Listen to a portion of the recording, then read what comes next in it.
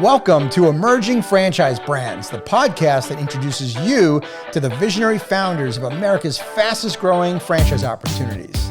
We'll also hear from industry pros as they share what it really takes to achieve the elusive milestone of 100 plus locations. I am your host, Frank Fiume, founder of I9 Sports, and my 20-year journey from inception to acquisition has given me a unique perspective on how to succeed in franchising. Join me as we welcome today's guest. Hello, everyone, and welcome to the Emerging Franchise Brands podcast. On today's show, I have the president of 1-800-Packouts, Stefan Figley. Stefan, how are you today? Doing great, Frank. Thanks for having me on. Awesome. Well, thanks for being on, Stefan. So why don't you tell us first of all, what is 1-800-Packouts? Sure. So 1-800-Packouts, we are a full content provider in the industry of the restoration. So disaster restoration, there's several phases to it. There's the mitigation portion, that's getting the water out of a location or dealing with the remnants of fire, the soot, the odor. Then there's the content manipulation. It's taking care of people's personal contents, their belongings, making sure they don't smell, making sure they are clean, moving them out of the way so that the rebuild can happen, so their location, their house can get back to normal. And then there's the bringing their personal belongings back. So we deal with that entire content section, which is kind of that middle section of the restoration industry. Well, it sounds like I needed you guys last year when we got hit with not one, but two hurricanes here in the Tampa Bay area. I like to say, if you're a repeat customer of ours, there's some bad luck going on. We need to work on the mojo a little bit. We hope that we don't have repeat personal customers. We hope our repeat customers are our adjusters and our contractors. Yeah, I really don't want to have to use your services, but fortunately for you guys, it is the nature of the beast. And doesn't matter what the economy is doing. Talk about a recession-proof business, right? At the end of the day, it happens. Definitely not attuned to what's going on in the economy. It's tuned to what's going on pretty much in Mother Nature, or age of infrastructure is another element, and human beings. We make errors, we leave things on, things aren't tightened properly, et cetera, that just cause multitude of consequences for it and have to be remedied. That's all.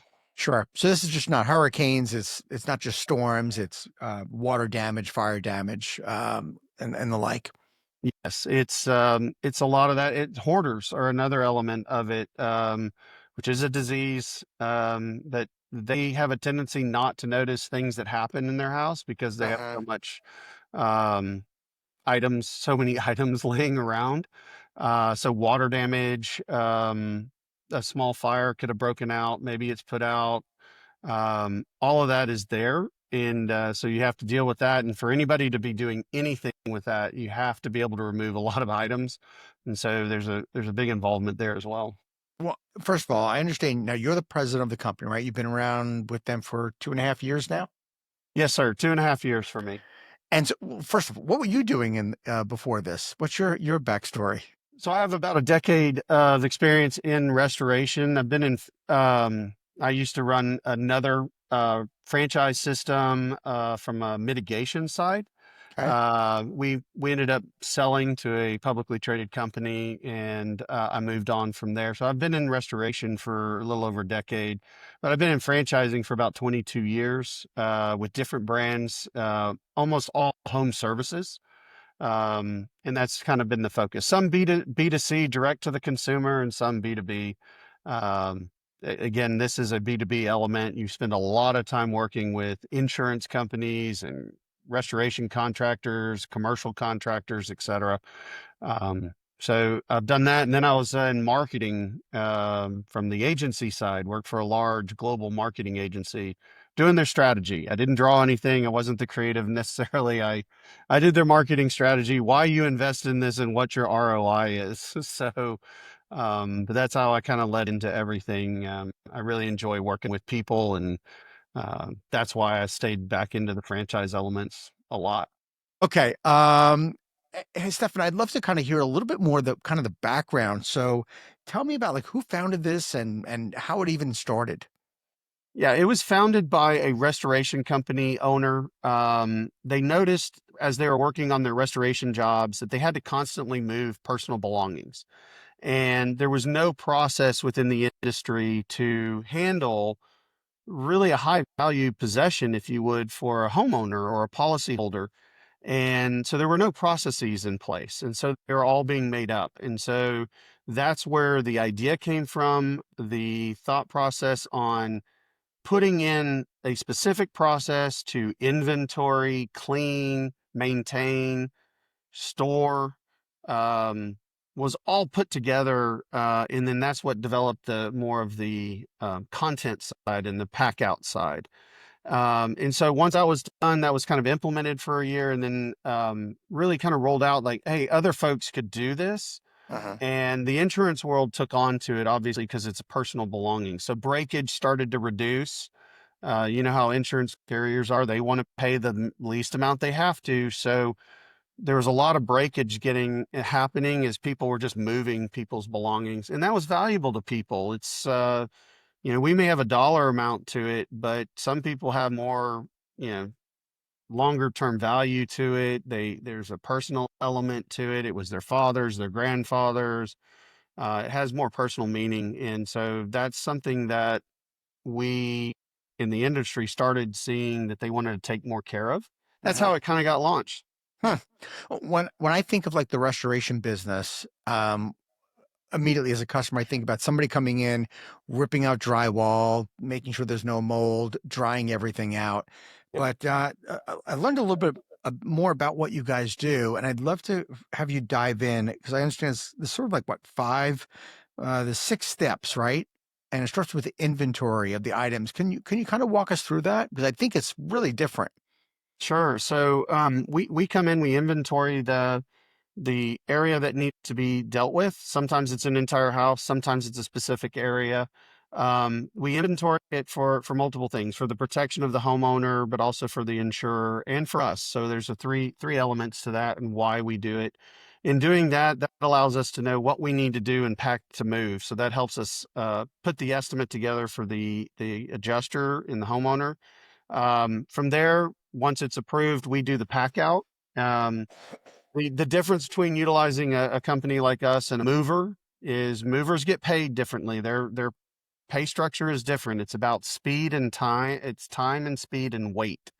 Hmm. And we're not based on that. We're based on the type of elements that are there. So we pack it out, um, make it secure, and then we'll remove it. And then the next element could be what needs to be cleaned.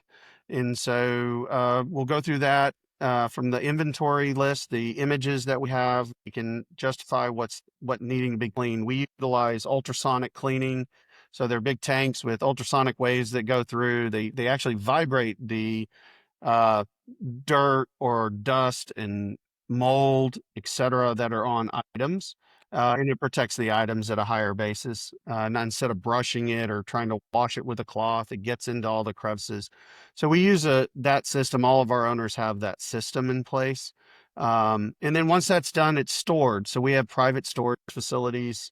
We do not use public storage facilities. These are owned by our franchise owners or they're leased by our franchise owners. They're secure and maintained. And they have the inventory. They know where everything is for their customer. And I mean, we've had people that wanted to do their holidays after a fire and they wanted their certain decorations and we knew where they were. So they were able to come by the facility. We were able to pull it out. They were able to have some balance back in their life while their home was being redone during a special time of the year.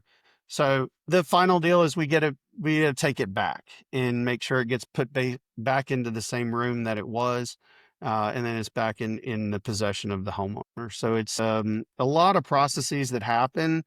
Not every single element happens on every single job. Some are smaller jobs, some are bigger, obviously, but those are the capabilities that are there for us. Well, you handle the whole ecosystem of a storm, a damage or Yeah. property We damage. we try to help. I mean, a lot of times we're the ones that are there.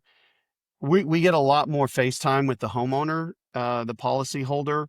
We're touching their personal belongings. So we do build a relationship with it. Part of our Uh-huh. owners, we work through and look for folks that are understanding and are empathetic. You have to have an empathy base, an element to our business, because this is not a common thing. This is a unique thing. It's a shock to the system.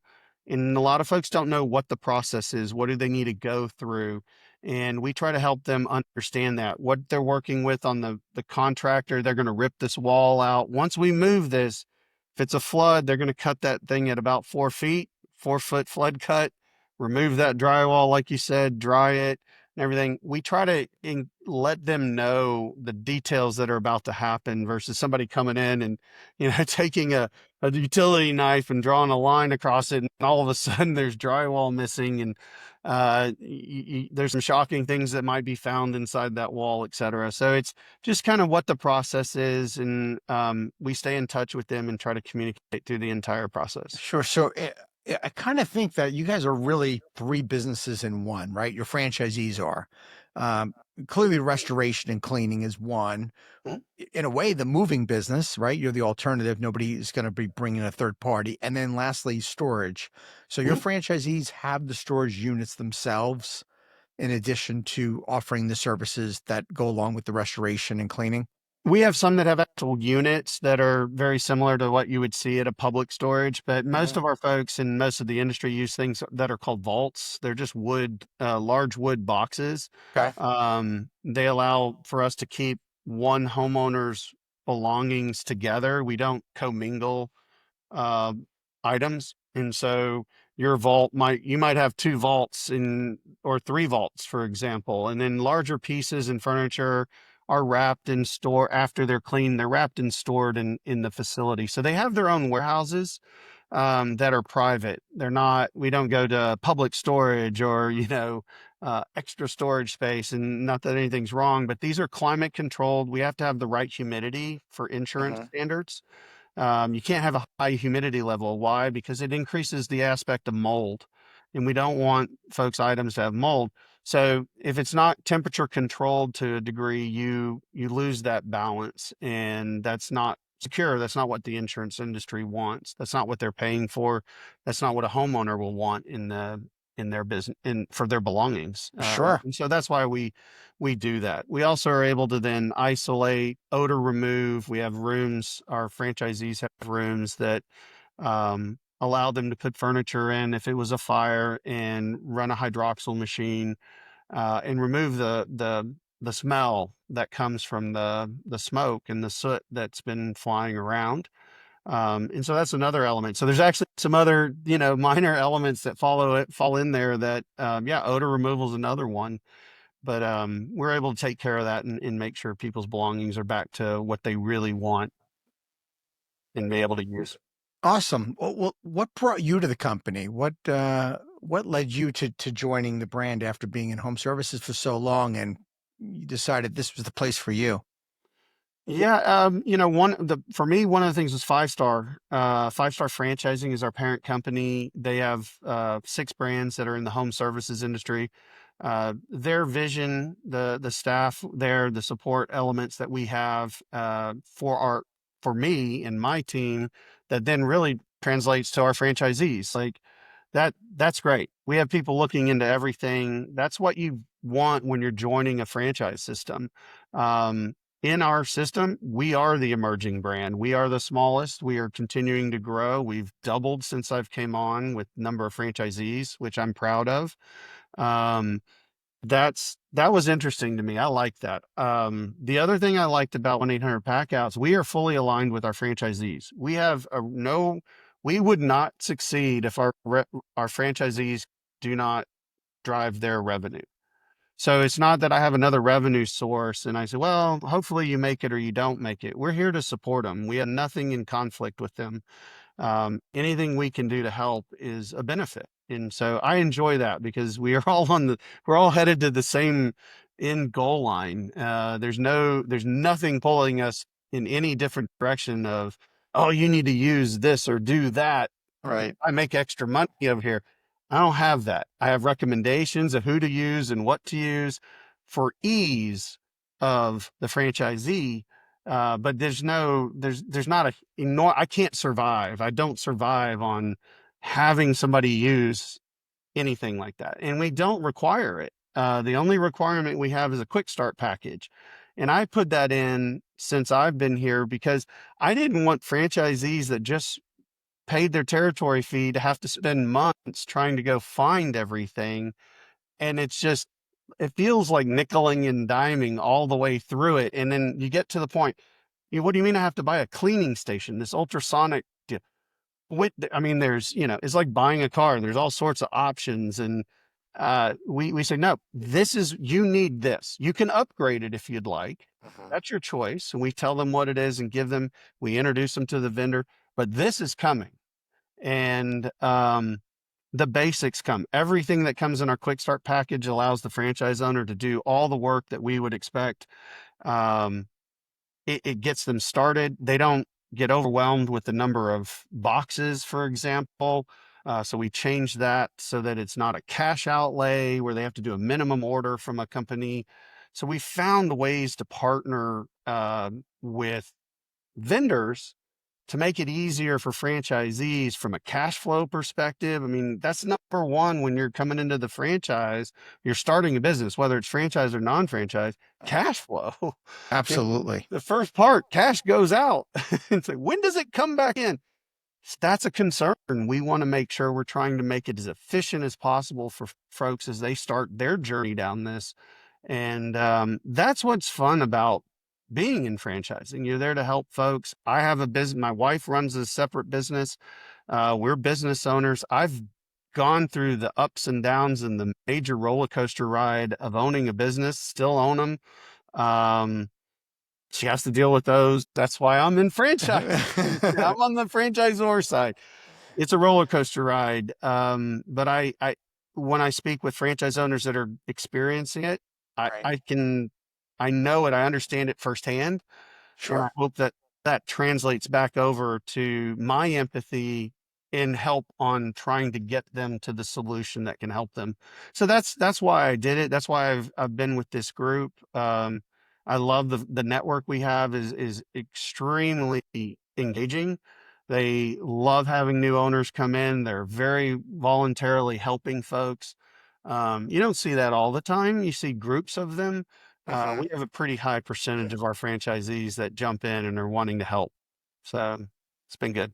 I mean, that's obviously a tribute to the kind of culture that you have at the brand. You guys are growing like wildfire. You got, no pun intended, you got 57, 55 locations open right now in 22 states.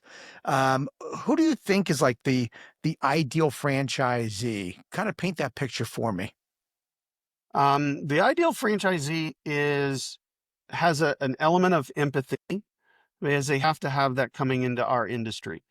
But from a business perspective, awareness, an ability to identify their strengths and accept and acknowledge their weaknesses. That's something I interview on, I talk about.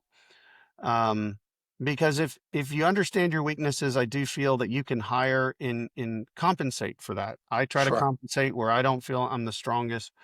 Try to put the right people in to help support on that element.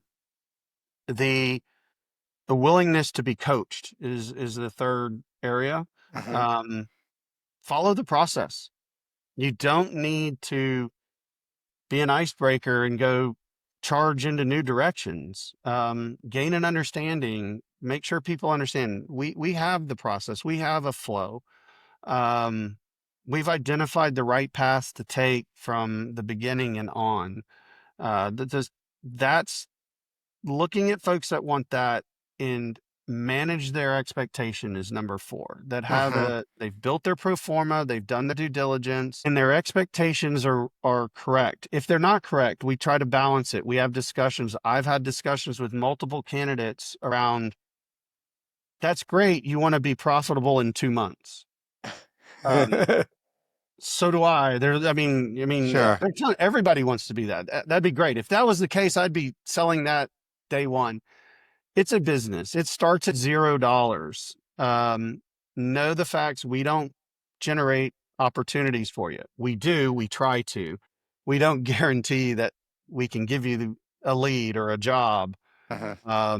We have our platforms. We work with national deals. We do pass our any opportunities. We don't operate. We are 100% franchise currently. Um, and in doing so, we work to generate anything we can for our owners, but it's not guaranteed. You will have to work on the business. And so finding those are my questions. That's where I kind of focus. Those have been the successful owners. They don't, right out of the gate, they don't strive out to be something new. Sure. And I think when it comes down to it, a lot of the attributes you mentioned work for almost every brand.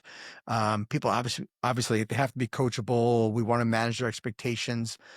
In your particular concept, of course, having empathy is critical because we're dealing with people who had probably a traumatic situation in their life. Um, help me, kind of walk me through how do you help maybe support or train or ongoingly coach franchisees specifically when in their area there's been a disaster, there's been a hurricane, they're getting flooded with phone calls, customers need them right now, and of course they want to be put to the top of the list. Yeah, that's so we work with that. It comes a lot with us. It doesn't actually hit that. They all want to be put to the top of the list, but once they get in and start realizing they have to deal with insurance, the list changes. So they have to get to the top of the list of their insurance carrier first. Right. Now some homeowners do contact us directly, and here's a tip in a bad situation. Call a contractor like 1-800 Packouts or another restoration contractor, get them involved because they'll go directly to the adjuster and the insurance carrier and start working with them to get you up higher. Say, hey, we're here to support them. We're ready. Uh-huh. Because most of us are approved with carriers and we can do all the work. So sometimes it's a workaround instead of going straight to your carrier. But we work with our owners on understanding that most likely in a catastrophe situation, the homeowner is going to be, by the time we get there, going to be a little bit delayed. They wanted this faster. They wanted to get back to their life. So understand that. Work with them, give them the timing, show them the roadmap of what's about to happen and what you're going to do and what you project that timing to be. And identify where things might go wrong. Hey, if they don't have the right ability to get things done quick enough, it may be another time, a week or 2 weeks, but we've got it. If you need anything, the items will be here. We can access it, etc. So it doesn't feel like they're completely left off by themselves as a homeowner, etc. So that's one of the things we coach our team on. The other element is we support it from a corporate side with all that volume coming in. We help with estimates, so we expedite them. We try to, even in catastrophe situations, turn around estimates within 48 hours for Hmm. that because we know that people want it to start. And we know that we don't want to be the delay for that. So if we can get it done, it gets into the carrier system, the carriers, wow, great. They can give approval faster because we operate under SLAs for the carriers. They know our reputation is solid with the carriers that we are going to estimate it based on those SLAs, which is their rules, the standard service level agreements. They're confident on that. So if they do get it from us, then the approvals come a little faster. And so those are some benefits. Those are the things we coach our folks on. And that's also the way we support them. The other element in a catastrophe situation, I'm sitting in Texas in a catastrophe annex. We actually have 18-wheel trailers that are ready to go and deploy over to a catastrophe zone if the volume requires it. So that's based on the number of owners in the area. Then it's the volume that comes in and the owners that want to mobilize. So there is a mobilization opportunity for folks from Chicago that want to come to Florida and Uh-huh. work in Florida, for example. They may want to come for 4 weeks and do the packouts. Don't worry, the items aren't moving to Chicago to be stored. We have owners, there's a capacity element that comes in. But if we can increase the capacity, we can get everything packed out, stored locally, with our owners locally. But for as a franchise owner, you were able to send maybe 2 or 3 people. They did 10 jobs, at least one portion of the job, and you get paid for that. And then as the franchise owner in the market that was hit, you actually have your capacity full, and now you're gaining all this storage capacity and cleaning that you can do over the time to help everybody. So your revenue just got increased because you were able to pack it out. So there's a benefit of the mobilization for the folks where you get that are in the market, and for Uh-huh. folks that want to try to tap into it a little bit. So what do? We have the ability for 5 crews to come in. We have equipment on the truck. We have 40. We have an average of 40 houses that sit on that trailer of consumables. That's bubble wrap, tape, boxes. It's all there. And so what that does for a franchise owner, they don't have to then run out of inventory of consumables, go buy the consumables at retail price, which is very high, which they Uh-huh. can't charge back to the insurance company. They have to charge the rate. So they're going to lose some margin. So by doing this, they can buy it at the wholesale price that they're used to getting, so their margins stay the same. So that was something when I came in that franchisees had commented on. Uh-huh. And it's been a big interest from our third-party administrators, which are brokers that help manage this, and insurance companies around content for catastrophes. We haven't deployed yet. Nothing's been to a degree. We deployed partially into California for the fires. What we deployed there was just equipment. We had enough franchise owners that had consumables. We Uh-huh. needed extra equipment to allow an increase of capacity teams to come in. So we did that for them. And so that's some of the things that we offer to our folks in the Well, catastrophe situation. Stefan, how big is a typical territory? We have the way we do it is it's a population of 1 million. Um, the so that builds the territory. Um, what that allows you to do is you market, it's your protected marketing territory. Uh-huh. No other owner can come in and market inside of your territory. They can't come in and talk to a contractor that's there, an adjuster that lives and works out of there, insurance carriers.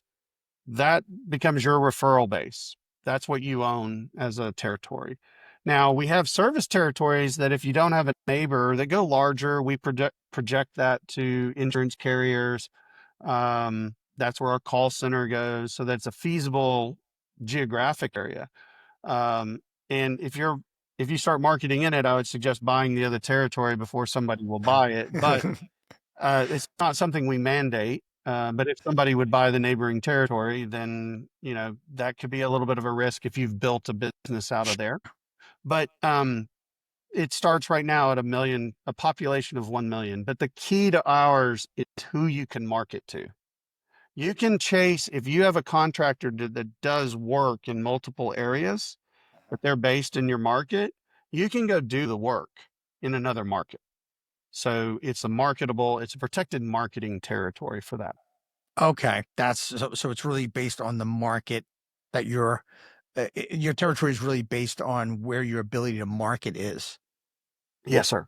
Yes. And so I've got people carving out like, oh, this is a bad neighborhood. And I'm talking to them and I said, hey, where are the warehouses? Well, they're right there. And I'm saying, don't carve it out, because the warehouses are in some of not of the greatest, Uh-huh. income housing, if you would. But that's where the contractor is, because the contractor needs space. Like a mitigation contractor has to be Exactly. able to put all their equipment somewhere, and they're going to look to reduce their overhead. Think business.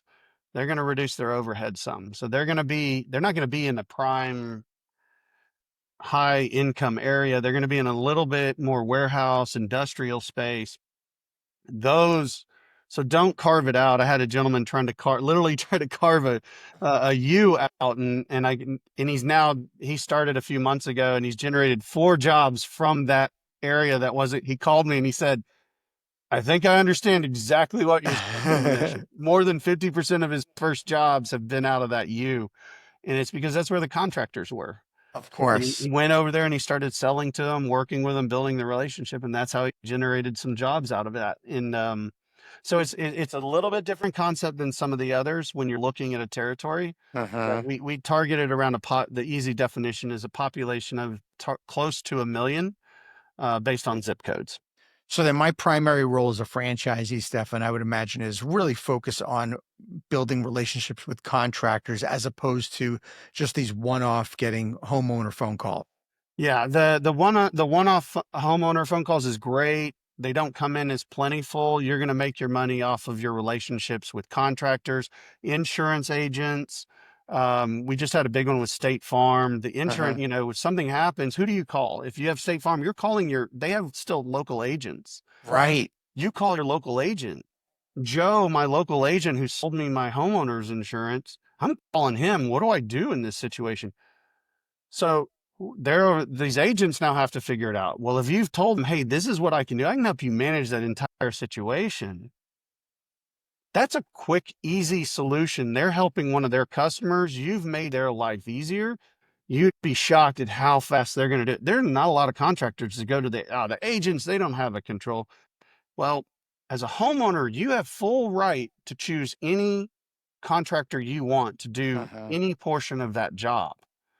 And so if you've picked it because your agent said, call so-and-so, 1-800-Packouts, whoever it is, um, and your insurance carrier comes and says to use somebody else, you can say, no, I want to use this one. My agent recommended it. And that's fine. That as long as the agent's not going to recommend somebody that won't be qualified to execute Sure. the job with the carrier. They won't do it. And so you want to find those. Those are the relationships you want. And yes, as a franchise owner, your job is to sell, sell, sell, sell, network, network. I'm going to tell you the operations side of it is not the hardest thing to do in our industry. We can teach it. We can find people to do it. You can teach your staff to do it in a team. Sell, sell, sell. Get your opportunities is key number one to success. And or I should say, what does my staff look like if I come on as a brand new franchisee? So a new franchisee, I will tell you, just like we were saying, my recommendation, our team's recommendation is a salesperson. You want a salesperson. I don't care if you think you're the king of sales. Get a salesperson. That's number one. Why? You can 1099 labor Uh-huh. to help with some of the pack out portion, the physical portion of it. We have online videos and training elements that owners can jump in and say, hey, I want to hire you for this week. I've got 2 pack outs. It's going to take 2 days each. Want to do that. The second person I would hire. So that's how you can grab extra labor and raise your capacity without over utilizing cash for full-time employees. At a certain point, you're going to want a full team. Right. The next one is a production manager. You're going to want somebody that's driving the truck, organizing the scheduling so that you're not doing it. And then you're as an owner, if you're involved day in day, you're going to pick which side of that you're working more on. And then that's where you're going to go. The final things would be accounting. You can outsource standard bookkeeping. Sure. We recommend it. It's actually part of the quick start package. The first 3 months, your basic bookkeeping is taken care of. We have a third party that does it. And then the second 3 months, so your month 4, 5, and 6, they're actually still on board to help consult. And you can pay them if you want them for an extra little, it's not an outrageous amount of money to continue their bookkeeping services ongoing. You'll need to get that going because that's the time suck that I don't think a lot of people realize it's there is your financials, your keeping, right? Right. You're doing all the work and then you're like, oh man, my work is 5 days a week, somewhere close to 40 hours a week, maybe 50. It's not outrageous in our industry. What kills you? It's going back and catching up on all that bookkeeping, keeping your finances straight. Right. That's where time starts to, but that's going to be in every business. That's not something a franchise system solves for you. We have our chart of accounts already. We solve a lot of Uh-huh. things that if you're starting your own, you had to figure out. Sure. Um, but those things are just matter of fact of owning a business. And that's the easiest hire too on the bookkeeping and financial side. It is. Yeah. It is. Yeah. There's a lot of And we people out have there out there. recommendations. I've got 2 or 3 partners that, owners could tap into, Hmm. especially at the beginning. We have estimating services. We have some owners that are seeing if they want to remove certain staff and just go to our third party estimator because they think they can save money. That was a great deal we worked out with a group, and they're able to do it for a very good price with Huh. us. And they even do collections for a really low rate. Um, and so we recommend it. It goes out in our newsletters. We share it. Um, and then we watch. That's the thing that we do is as a franchisee. I look at AR every week for franchisees. They're 90 plus AR. If it's getting to 90 days plus and it Mm. doesn't change for 2 weeks, there's a phone call they're going to receive is what's going on with this? Yeah, yeah, that starts to get really dangerous. Yeah, well, that's their cash, right? Yeah, Our job is to try to help make them successful. They don't like to hear it. And I get sometimes a little bit of a contradiction. Why are you checking on my AR? Well, because guess I'm what? worried My about success is you. your success. Yeah, I'm worried about you, man. And it's like, well, are you collecting enough money to keep going? And Absolutely. we want them to be successful. Yeah. Hey, Stefan, what's the investment range to open one location? To open a location is the minimum if you have a lot of things that might be able to be utilized. Then that includes like, you may have a warehouse building that you could tap in that you can utilize. Okay. The minimum would be, it starts around 185 as a minimum investment to about 400. And that includes, we put that in ours with 5 months of operating capital. Okay. It takes time. We do have a delayed payment system in insurance. It can run they have a deal once they've approved your invoice, they have a 45-day window in which they must make the payment. But that you got to think if you work for a contractor and the contractor's getting that window, you may have another little window after that that extends. So you have to know who you're in. The first jobs you're really getting might come from contractors. So that first payment may, even if you got the job day one and you invoiced, Mm-hmm. it's probably month two if you're really lucky, month three most likely. I have it budgeted and projected at month three when the first cash uh, is collected. And so I extended it to a 5 month working capital that I've put in our item 7 that I feel is can be beaten. Mm-hmm. Doesn't necessarily have to be reached all the time. And then it Sure. all varies. Do you want multiple trucks? Do you want one truck to get started? What your lease rate is, et cetera. That all is going to vary based on market. Awesome. Wow. This is fascinating stuff. And I'm blown away. I'm blown away by your concept. I love the breadth at which you guys offer to your clients. And I really can see this business being just incredible for so many people. A few that I know personally, actually. Where do you see this growing over the next 5, 10 years? I mean, 55 franchise locations in a relatively short time. What are you thinking? We have a projection. I'd like to see us double in the next, I'll give it a little bit longer. I know my bosses will now hear it and I'll give it 16 to 18 months. They'll say, no, make it 12 months. I agree. But, I think if we can start to get to that 100 mark, in the next 12 to 14 months of locations and territories, and then from there start to continue that move up. The reason that it can move is there's still a lot of white space and available Mhm. space, obviously, as an emerging brand.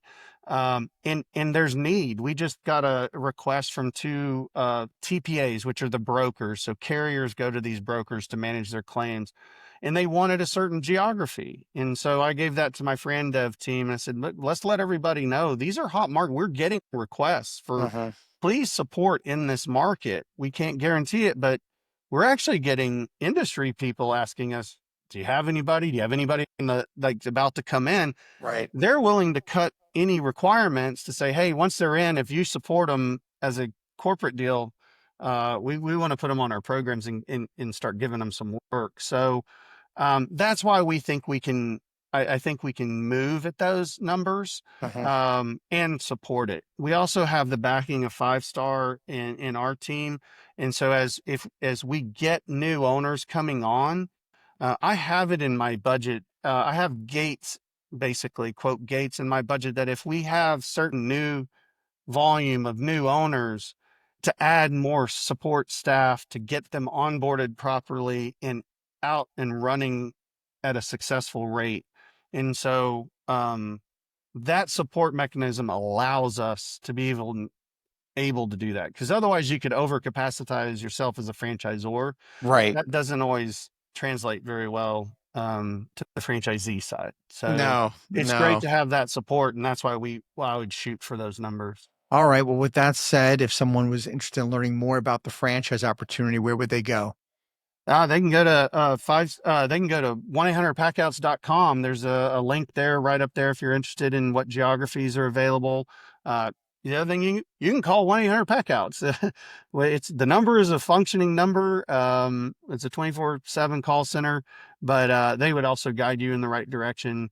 But we're there. You can find us on Facebook and LinkedIn. All the connections are available, and we'd be happy to help anybody and answer any questions for folks. Awesome. All right, Stefan, I got a last question for you. So I do interview a lot of emerging founders that are trying to figure it out still, right? And they may be at like 5 or 6 locations and they're feeling stuck. And since you guys are, at 50 plus franchises, I'd love for you to maybe talk to them and say, what advice would maybe you give to a founder or a brand president who is stuck right now? They're under 10 locations and they hit a wall. It's where I would start is keep working with your locations, because we as a franchisor only grow with our franchisees, and they're the validators. They're the ones that are going to tell other people that this works or that they like it, etc. And I think that's one of the hardest things on emerging brands is you don't have that proof yet from validators that have done it for 2 or 3 years sometime. Right. And so you hit this like, well, I don't have any validation that's even further than that. So these folks have only done it for X months or X 1 year. Um, and that is difficult. I actually had a reverse recently on that, because we had people that had done it for a while, and candidates wanted to hear about the newer process, the feeling of a newer owner. So it'll flip a little bit on us as we go and we continue to expand. But that's number one. Number two is get it out there, talk to folks, put yourself out in the LinkedIn, work on showing folks in public why this is a brand that should be talked about. Brokers, I know some people don't want to talk to brokers. They do want to talk to brokers. There's a balance. Right. Right. We're all in the business. They're going to help you find folks. Folks go to them to help figure out where they need to go with their money in business. Work with brokers. If you think you're making your money as a franchisor from selling your territories, you have a misconception. Yep. It should be a net neutral, probably. If you can break even, you're doing pretty good, Huh? especially as an emerging brand, in my opinion. You have to understand that there's an investment element to get you there, um, especially if you want to do it for a long term. Right. You Yep. need that basis. Yep. Franchising is definitely the long game. It And is. especially when you start out, I know of so many founders that before they franchise, they start doing the math. They go on the calculator and like, oh my God, if I sell 100 of these at, $25,000 each, and they start doing the math and they get all excited and they don't realize that you really don't make your money in franchise fees. You don't make it in the franchise fees. You really don't. It's the entire concept of the long game, like you said. Yeah. Yeah. And that's why I like being where I'm at. Whether or not every franchisee I have or all my newer ones understand that, sometimes they don't. They're like, why are you against me? I'm not. I want you to do it right so you can be successful. Absolutely. And that's the game. And it's because I have no conflict. I want them to do it right. My win is their win. If they win, I win. That's the only way that it happens for me. I like that. So I don't have a conflict. I'm not trying to push them in any other direction. Right. But you will not do it if you're depending that your success is dependent on making money off of the franchise fee. Sure. It needs to be Stefan, net neutral in your mind. If you do, great, but you're probably not growing as fast as you think you are. Yep. Stefan, that is great advice. Thank you so much for being on today's show. I appreciate it. You taught me so much here about 1-800 Packouts and the industry I did not know about. And I love it. I love the concept, and I wish you guys all the continued success. Well, I appreciate it, Frank. Thanks for having me on, and thanks for keeping everybody straight on how it goes in an emerging area. Thanks, man. Appreciate it. Thank you for tuning into the Emerging Franchise Brands podcast. For additional insights, guest applications, and to stay connected, visit us at efbpodcast.com. The Emerging Franchise Brands podcast is for entertainment purposes only, and the views expressed do not necessarily represent those of Emerging Franchise Brands, its host Frank Fiume, or Emerging Franchise Group, LLC. Any discussed franchise or investment opportunity requires thorough investigation, obtaining proper disclosure documents, and expert consultation before making any investment decisions. The podcast and its host do not offer professional advice or endorsements, and they hold no responsibility for actions, representations, accuracy, or consequential damages related to the podcast content.